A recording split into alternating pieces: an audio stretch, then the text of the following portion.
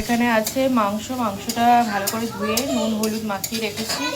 আর এখানে আছে পেঁয়াজ, আদা, রসুন, টমেটো আছে, কাঁচা লঙ্কা পেস্ট দিয়ে এটা এখন কষানো হচ্ছে। তো চিকেনটা যেমন রান্না করা হয় সেরকমই চিকেনটা রান্না করা হবে। এদিকে আলু ভেজে রাখা আছে, টমেটো পেস্টটা দিয়ে দেবো একটু পরে। আর এদিকে চালটাও ভেজানো আছে। আর এখানে আছে বিরিয়ানির সমস্ত মশলা। তো এই বিরিয়ানিটা একটু অন্যরকমভাবে করা হবে, চলো দেখা যাক। দেখো এখন টমেটো পেস্টটাও দিয়ে দিয়েছি। তো রাতের বেলা যদি তোমাদের মনে হয় যে একটা ভালো কিছু খাবে তোমরা, তো এটা ট্রাই করতে পারো ঘরোয়া পদ্ধতিতে। বেশ খুব একটা হাঙ্গামাও হয় না, আবার এদিকে দুধের সব ঘোলে মেটানো আর কি, খেতেও ভালো লাগে। বাইরের রাস্তায় বিরিয়ানির থেকে অনেক ভালো। তো চলো দেখতে থাকো।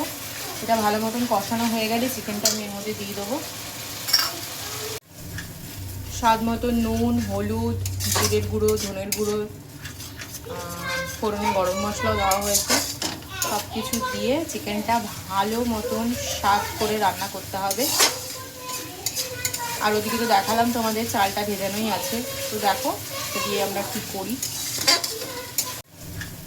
স্বাদ মতো নুন, হলুদ, জিরের গুঁড়ো, ধনের গুঁড়ো, ফোড়নে গরম মশলাও দেওয়া হয়েছে।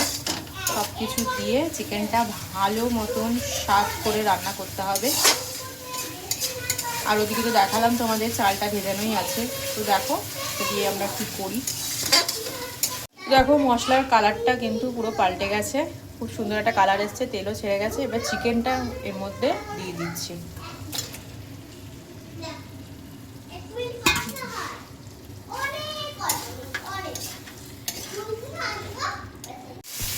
চিকেনটা প্রায় হয়ে এসছে।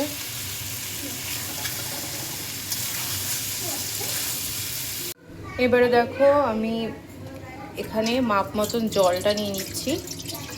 মাপ বলতে যেভাবে তোমরা পোলাও রান্না করো, পোলাও রান্না করার সময় যেভাবে তোমরা মাপ মতন জলটা ব্যবহার করো ঠিক সেই রকম। মানেটা হচ্ছে এই যে বলে দিই, এখানে যে আমি চালটা ভিজিয়েছি এই মগটা 1 মগ চাল ছিল, তাই জলটা ডবল, মানে 2 মগ আমি দিলাম এখানে জল। যতটা চাল তার ডবল জল। চালটা এবার ভালো করে পুরো মাংসের সাথে মিশিয়ে নেবো। না না ভালো করে নাড়ো, ঠিক আছে। চালের মানে জলটা একটু পড়ে যায়।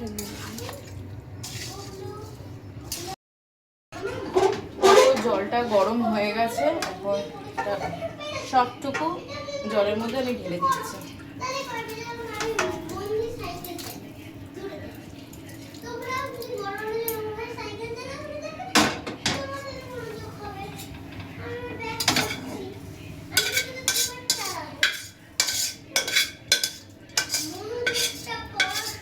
এবার ভাতটা এই জলের মধ্যে হয়ে যাবে। মাংসটা তো হয়েই গেছে, মাংস আলু মোটামুটি কি পুরোটাই কমপ্লিট করেই চালটা ওর সাথে নাড়াচাড়া করে জলের মধ্যে দিয়ে দিলাম। এটা দুটো এবার একসাথে হবে। এবার এর মধ্যে আর কি কি দেবো সেটা চলো দেখাই তোমাদের। এখন দিয়ে দিচ্ছি এর মধ্যে 2 ঢাকনা গোলাপ জল, যেরকম আমরা বিরিয়ানিতে আর কি ইউজ করে থাকি। গোলাপ জল, কেওড়া জল সব কিছুই দিয়ে দেবো পরিমাণ মতো। একটু বেশি দিতে হয় না নাকি? গোলাপ জল দাও, একই দাও না, 2 ঢাকনাই দাও। 2 ঢাকনা কেওড়া জল, কথা আটকে যায়। তো এটাই আজকে রাতের ডিনার। খেতে কিন্তু খুব ভালো হয় এটা। শুধু আলু ডিম দিয়েও তোমরা ট্রাই করতে পারো বাড়িতে। ধরো চিকেন দিতে চাইছো না, হ্যাঁ সবাই খুব ভালো খাবে। এবার যাবো একটু আতরটা দিয়ে দিচ্ছি এবার, খুব বেশি সেন্ট যাতে না হয়।